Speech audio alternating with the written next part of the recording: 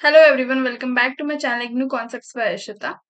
आज हम कवर करने वाले हैं unit number 1, introduction to anthropology and tourism.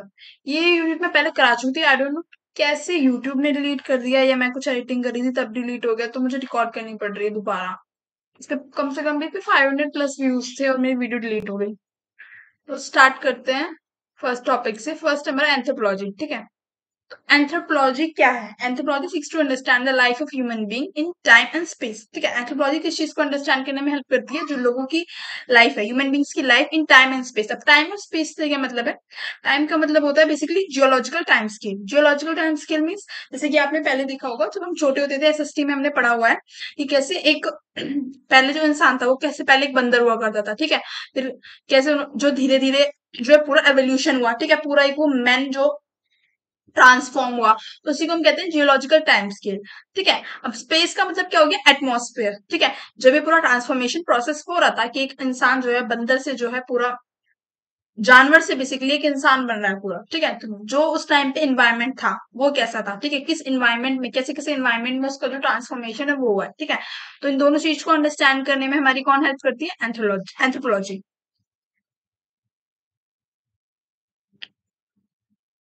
Anthropology also involve the study of past culture, how the present culture are flourishing. मतलब anthropology हमारी help करती है इन स्टडिंग पास्ट कल्चर, यानी जो पहले कल्चर रह चुका है, एज वेल एज जो प्रेजेंट कल्चर है, जो अभी कल्चर चल रहा है, ठीक है। कैसे? या आने वाली जो फ्यूचर जनरेशन है, ठीक है। पूरे कल्चर प्रोसेस को हेल्प करती है अंडरस्टैंड करने में कौन? एंथ्रोपोलॉजी।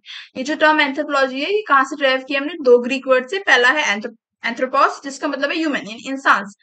लोगोस, लोगोस का मतलब है स्टडी करना, ठीक है। और साइंस। अब नेक्स्ट चीज, हम क्या स्टडी करते हैं एंथ्रोपोलॉजी के अंदर, ठीक है। तो एंथ्रोपोलॉजी का एकेडमिक डिसिप्लिन की तरह, पर्टिकुलर सब्जेक्ट की तरह कब इमर्ज हुई? 20th सेंचुरी के टाइम पे, ठीक है। With four main branches. पहली है physical, second is social and cultural, third is archaeological and fourth is linguistic, ठीक है। ये चार मेन ब्रांचेस है। अब इन चार मेन ब्रांचेस के अंदर हम क्या स्टडी करते हैं? हु वी आर, जो हम ह्यूमन बींग्स है वो कौन है, ठीक है। पास्ट से लेके प्रेजेंट तक, ठीक है। How we came to be, ठीक है। हम कैसे जो है आए इस दुनिया में, हमारा क्या ओरिजिन है, कैसे एवोल्यूशन हुआ, ठीक है। कैसे हमारी आईज बनी, कैसे हमारे हाथ बने, ठीक है। How, why we are and the way we are, ठीक है। हम क्यों है और हम इस जैसे मतलब अभी बिहेव कर रहे हैं ऐसे ही क्यों है, ठीक है। हम नेक्स्ट इज वेरिएशन। वेरिएशन मतलब, फॉर एग्जाम्पल आपने देखा होगा लोगों में क्या है? स्किन कलर डिफ्रेंसिएशन होता है। कैसे? कुछ लोग गोरे होते हैं, कुछ लोग काले होते हैं, कुछ लोग ब्राउन होते हैं। तो ये वेरिएशन क्यों है, ठीक है। सब लोग गोरे क्यों नहीं है, सब लोग काले ही क्यों नहीं है, ठीक है। तो ये वेरिएशन क्यों है, इस चीज की भी स्टडी हम किस में करते हैं? एंथ्रोपोलॉजी में करते हैं, ठीक है।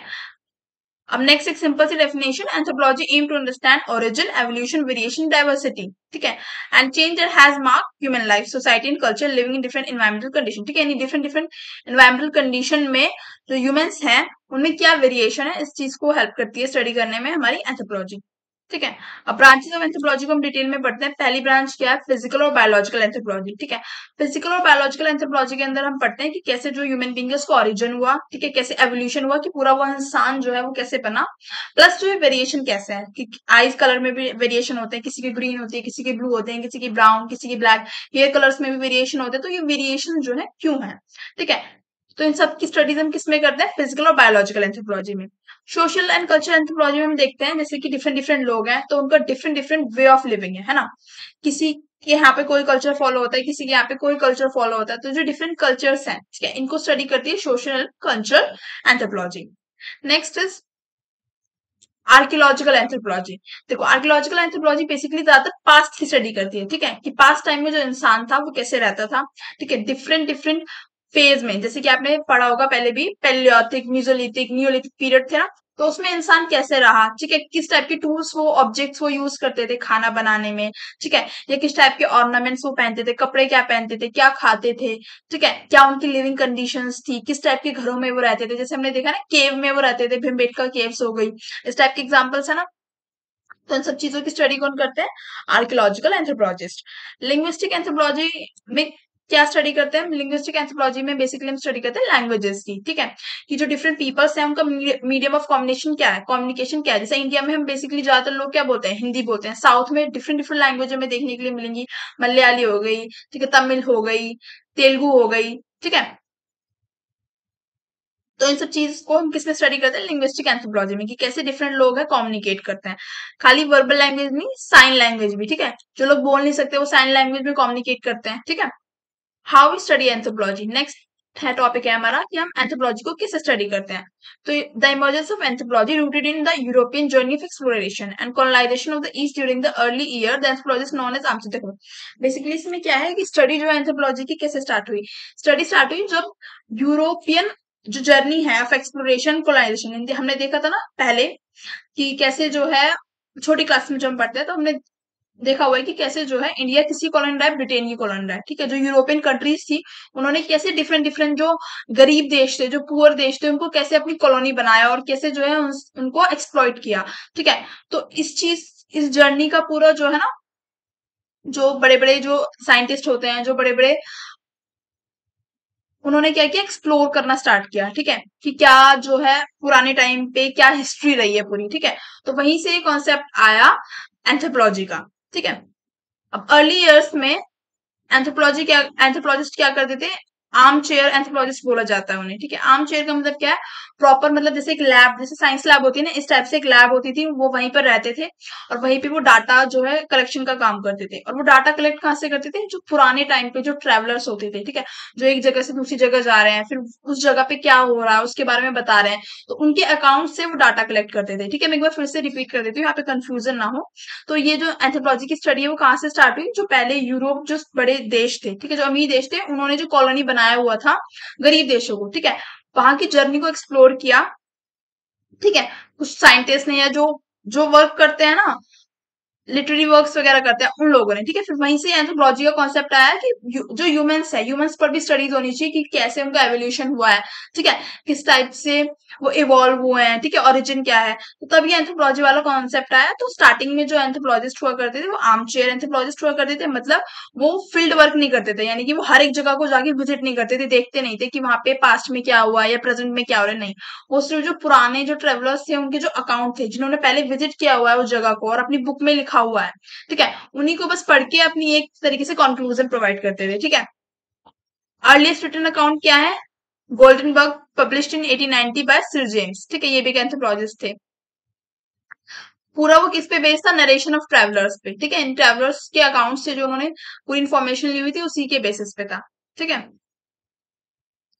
अब विद द टाइम, यानी टाइम के साथ जो है एंथ्रोपोलॉजी में चेंज आया और उसको एक फील्ड साइंस और फील्ड वर्क की तरह जो है स्टैब्लिश कर दिया गया। मतलब अब जो एंथ्रोपोलॉजिस्ट हैं वो खाली एक लैब में बैठे नहीं रहते हैं, वो फील्ड वर्क करते हैं, यानी कि वो उस जगह को विजिट करते हैं, खुद जाके देखते हैं कि उसकी क्या हिस्ट्री रही है, क्या पास्ट रहा है, ठीक है, क्या प्रेजेंट है, अभी वहां पे लोग कैसे रह रहे हैं, ठीक है।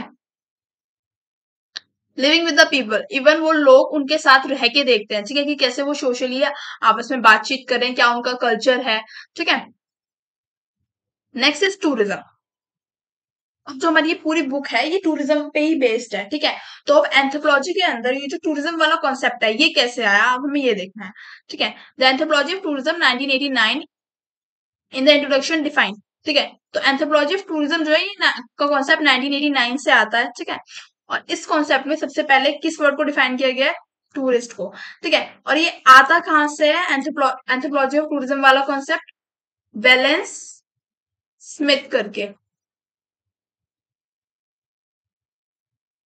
बैलेंस स्मिथ करके एक रिसर्चर थी, ठीक है, जिन्होंने अपनी बुक पब्लिश की थी, ठीक है, होस्ट एंड गेस्ट, एक सेकेंड, होस्ट एंड गेस्ट, ठीक है, बुक में भी गिवन है एंड गेस्ट, ठीक है। इन्होंने बुक पब्लिश की थी अपनी, जहां से कॉन्सेप्ट आया था, फिर जो है एंथ्रोपोलॉजी, जो टूरिज्म है इसको एंथ्रोपोलॉजी में इंक्लूड किया गया, ठीक है। तो इन्होंने सबसे पहले टूरिस्ट को डिफाइन किया है एक टेम्पररी लीजर्ड पर्सन, मतलब जो टेम्पररी अपनी रिस्पॉन्सिबिलिटी से फ्री है, रिस्पॉन्सिबिलिटी मतलब जो अपने काम से, ठीक है, फ्री है और एक डिफरेंट प्लेस को विजिट करना चाह रहा है एक चेंज एक्सपीरियंस के लिए, ठीक है। फॉर एग्जाम्पल अगर मैं मेरे को कोई काम नहीं है, ठीक है, और अगर मैं कहीं पे विजिट करना चाह रही हूँ, जाना चाह रही हूँ, तो मैं क्या हूँ, एक टूरिस्ट हूँ, ठीक है।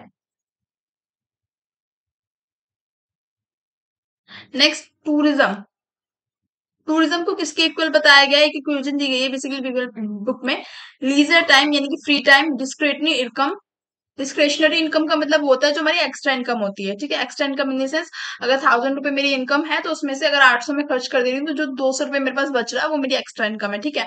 अब मेरे ऊपर है, या मैं उस इनकम को सेव करूँ या मैं उस इनकम से जो है घूमने जाऊं, ठीक है। कैसे भी मैं उसको स्पेंड करूँ। Sorry. Tourism as an activity allow an individual to alternate his her work life with small period of relaxation। ठीक है, टूरिज्म एक ऐसी एक्टिविटी है जो एक इंडिविजुअल को अलाउ करती है अपने काम से फ्री होकर, ठीक है, स्मॉल पीरियड ऑफ रिलैक्सेशन, ठीक है, रिलैक्स होने का एक स्मॉल पीरियड प्रोवाइड करती है टूरिज्म, ठीक है। मैथसन एंड वॉल ने 1982 में अपनी बुक में टूरिज्म में बताया है कि टूरिज्म का क्या इकोनॉमिक, फिजिकल और सोशल इम्पैक्ट रहा है, ठीक है। और उन्होंने ये भी बोला है कि टूरिज्म क्या है, एक मल्टी फेसिटेड फिनोमिना है, ठीक है। यानी कि किसी एक फैक्टर पे डिपेंड नहीं है ये, ठीक है, यानी बहुत सारे फैक्टर्स हैं जिस पे टूरिज्म डिपेंड करता है। वेन हेर्सल वेन हेर्सल ने अपनी बुक में बताया टूरिज्म एंड एक्सप्लोरेशन, ठीक है, जो उन्होंने कब लिखी थी 1994 में। यहाँ पे इन्होंने 4 एलिमेंट्स बताए टूरिज्म के क्या है।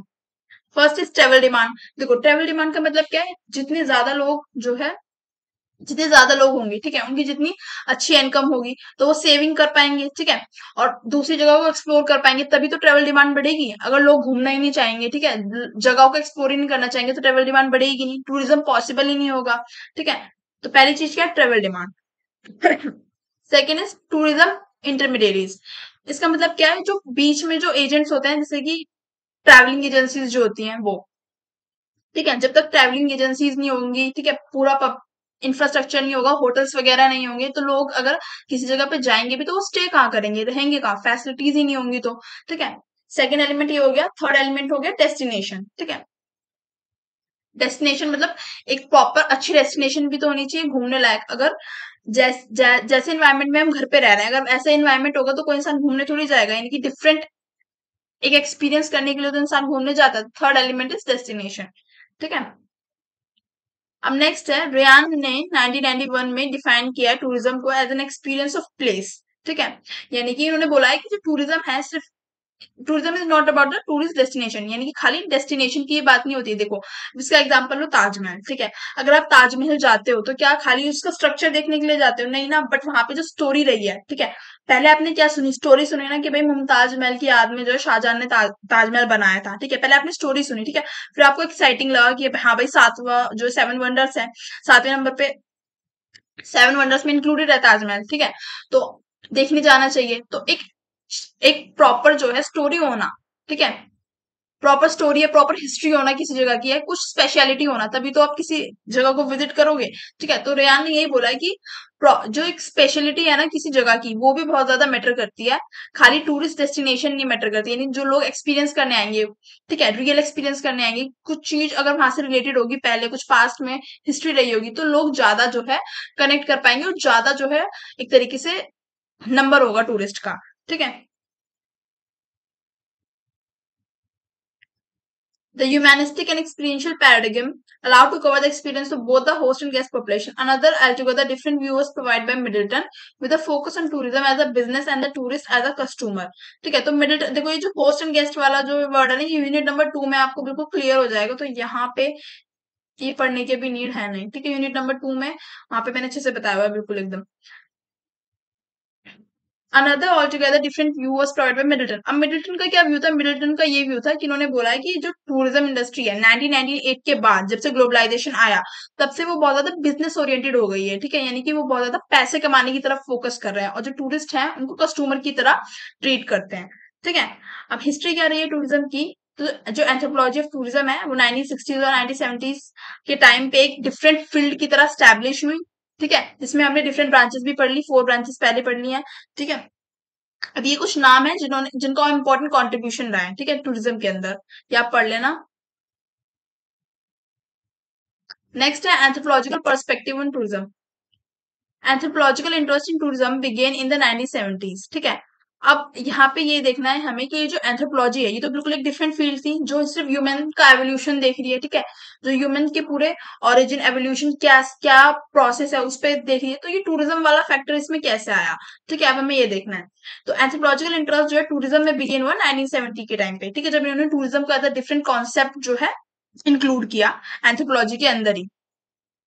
और आज के टाइम पे एक वेल स्टैब्लिश पूरी एरिया ऑफ इंक्वायरी है, ठीक है, जिसमें फ्यूचर डेवलपमेंट के भी बहुत ज्यादा चांसेस हैं। अब ये जो स्टडी ऑफ टूरिज्म थी, ये किस कंसर्न की वजह से स्टार्ट हुई कि हम टूरिज्म को पढ़ रहे हैं, ठीक है। पहला कंसर्न था कल्चर कॉन्टेक्ट एंड सेकंड था कल्चर चेंज। कल्चर कॉन्टेक्ट का मतलब क्या है? फॉर एग्जाम्पल फॉरनर्स हैं, ठीक है, फॉरनर्स इंडिया विजिट करने आ रहे हैं, ठीक है, उनका कल्चर डिफरेंट है, ठीक है, हमारा इंडिया का कल्चर डिफरेंट है, ठीक है, तो दो कल्चर आपस में कैसे जो है कांटेक्ट कर रहे हैं, ठीक है। Next is culture change. अगर कोई फॉरेनर इंडिया विजिट कर रहा है, ठीक है, तो इंडिया की जो पॉपुलेशन है उस पे उस फॉरेनर के कल्चर का क्या इम्पैक्ट पड़ रहा है, या जो इंडिया इंडिया के जो लोग हैं उनका जो कल्चर है उस कल्चर का फॉरेनर पे क्या इम्पैक्ट पड़ रहा है, ठीक है। इस चीज को स्टडी करने के लिए जो है टूरिज्म है उसको एंथ्रोपोलॉजी में इंक्लूड किया गया।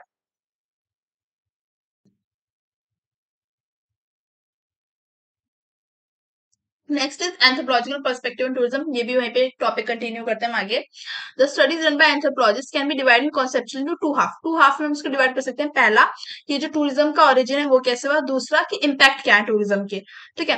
तो जो ओरिजिन है टूरिज्म का उसको किसने स्टडी किया? एडलर ने 1989 में एंड वॉल ने 1991 में, ठीक है। मैककेनल ने स्टडी किया है कि क्या इम्पैक्ट है टूरिज्म का। अब हम देख लेते हैं इम्पैक्ट क्या है टूरिज्म का।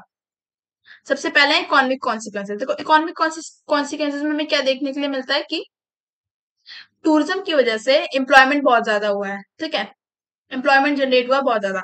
सेकंड, जो होटल्स वगैरह है, ठीक है, ये सब स्टैब्लिश हुआ, इंफ्रास्ट्रक्चर अच्छा हुआ है, इकोनॉमिक स्ट्रक्चर अच्छा हुआ है। नेक्स्ट है most studies have emphasised the economic benefit that accrue to the destination area particularly the developing countries, ठीक है, जो डेवलपिंग कंट्रीज जैसे इंडिया, चाइना, जापान, ठीक है, इन सब कंट्रीज को बहुत ज्यादा प्रॉफिट हुआ है, ठीक है, ग्लोबलाइजेशन के बाद से, क्योंकि यहाँ पे टूरिज्म इंडस्ट्री ने बहुत ज्यादा जो है एक तरीके से पॉजिटिव ग्राफ यानी कि ये पॉजिटिव डेवलपमेंट हुआ है टूरिज्म की वजह से, ठीक है। और लोगों की जो वेल्थ है, इनकम है, ठीक है, उस चीज में भी चेंज देखने के लिए मिला है, ठीक है। क्योंकि पहले क्या होता था, लोग ज्यादातर एग्रीकल्चर करते थे, ठीक है, यानी कि खेती बाड़ी में ही जो है अपना सारा टाइम बिताते थे। तो टूरिज्म क्या है, एक अल्टरनेटिव सोर्स ऑफ इनकम की तरह राइज होता हुआ दिखा है, ठीक है। और टूरिज्म की वजह से जो है कंपटीशन, लैंड में भी कंपटीशन बढ़ा है, लैंड के जो प्राइस है वो बढ़े हैं। कैसे? अब देखो मैं एग्जांपल देती हूँ अभी का, जो आपने देखा होगा जो राम मंदिर का इनॉग्रेशन हुआ है, ठीक है, जब वहां पे राम मंदिर बनने का नोटिस पास हो गया सुप्रीम कोर्ट से कि यहाँ पे राम मंदिर बनेगा, जो आसपास की जमीनें थी ना वो अपने आप महंगी हो गई। क्यों महंगी होगी? क्योंकि उन्हें पता था कि भाई यहाँ पे लोग आएंगे, ठीक है, तो लोग आएंगे तो टूरिज्म अट्रैक्ट हो रहा है ना, फॉरनर्स भी आ रहे हैं और इंडियंस भी जाएंगे, तो जो आसपास के जो जगह है वहां पे सब क्या बन गए, होटल्स बन गए, ठीक है, पार्किंग एरिया बन गया, बना दिया लोगों ने पैसा कमाने के लिए। तो जो वहां की लैंड के राइस जो प्राइस थे वो अपने आप जो है राइज हो गए, ठीक है। तो ऐसे जो है टूरिज्म क्या है, कंपटीशन भी इंक्रीज करता है। नेक्स्ट क्या है, सोशल कॉन्सिक्वेंसेस। सोशल कॉन्सिक्वेंसेस क्या हुआ है? Change in value system, individual behaviour, family structure and relationship, collective lifestyle, moral conduct, traditional ceremonies and community. देखो सोशल कॉन्सिक्वेंस को मैं समझेंगे। इंडिया में अब आपने देखा होगा कि पहले क्या है, ज्यादातर जो लेडीज है, ठीक है, वो क्या पहना करती थी, सूट साड़ी। जो जेंट्स है वो क्या क्या पहना करते थे, धोती कुर्ता। बट अब आप क्या देखोगे, अपोजिट देखोगे। जेंट्स आपको मिलेंगे जीन्स में, शर्ट में, ठीक है, और लेडीज आपको मिलेंगी जीन्स टॉप में, या अगर आप मम्मी वगैरह देखोगे तो वो किस चीज में मिलेंगे, वो तो अभी भी सूट साड़ी पहनती है। बट मेनली अगर आप अब की जनरेशन देखोगे तो जो जेंजी जनरेशन है, जो अब नाउडेज जनरेशन है, वो ज्यादातर जो है इंडो वेस्टर्न पहनते हैं, ठीक है, कुर्ती को भी वो जीन्स के साथ जो है फ्यूज करके पहनते हैं। तो जो हमें इंडो वेस्टर्न फ्यूजन देखने के लिए मिल रहा है, ये किस लिए मिल रहा है, सोशल कॉन्सिक्वेंसेस की वजह से। क्योंकि जब फॉरनर्स आते हैं यहाँ पे तो लोगों को देखते हैं तो वो उन्हीं की तरह जो है इमिटेट करना स्टार्ट कर देते हैं, ठीक है, क्योंकि उन्हें उनका कल्चर ज्यादा अच्छा लगता है, ठीक है। क्यों ज्यादा अच्छा लगता है? क्योंकि जो फॉरनर्स हैं एक माइंड में सेट है ना कि भाई इंग्लिश आप बोल रहे हो तो बहुत ज्यादा आप क्या वेल एजुकेटेड हो, ठीक है, या फिर जो है आप ऐसे एकदम अंग्रेजों की तरह स्टाइल कर रहे हो अपने आप को तो आप बहुत ज्यादा जो है अमीर दिखोगे। ये सब मिथ्स हैं, ठीक है। तो ये सोशल कॉन्सिक्वेंसेज हुआ है। Next is language. लैंग्वेज कैसे चेंज हुई है?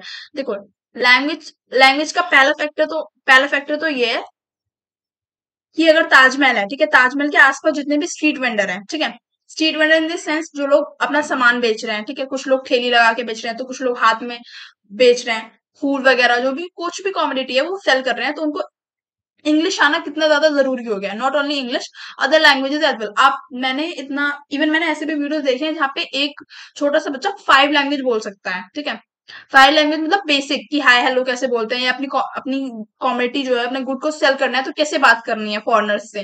ठीक है, तो लैंग्वेज का पहला फैक्टर तो ये बनता है कि कैसे जो है टूरिज्म की वजह से लोग जो है डिफरेंट लैंग्वेजेस सीख रहे हैं। ठीक है, जो कि उनकी न्यू जॉब्स में काम आते हैं, जैसे कि टूर गाइड हो गए, इंटरप्रेटर हो गए, ठीक है, ट्रांसपोर्टर्स हो गए। ठीक है, और फॉर एग्जाम्पल अगर किसी को कैब करनी है, ठीक है, कैब करनी है तो आपस में कम्युनिकेट तो करना पड़ेगा ना फॉरनर से, फॉरनर को तो खाली इंग्लिश आती है। ठीक है, तो इसलिए लोग क्या है मल्टीपल लैंग्वेजेस सीख रहे हैं। ठीक है, लैंग्वेज में ये चेंज आया है।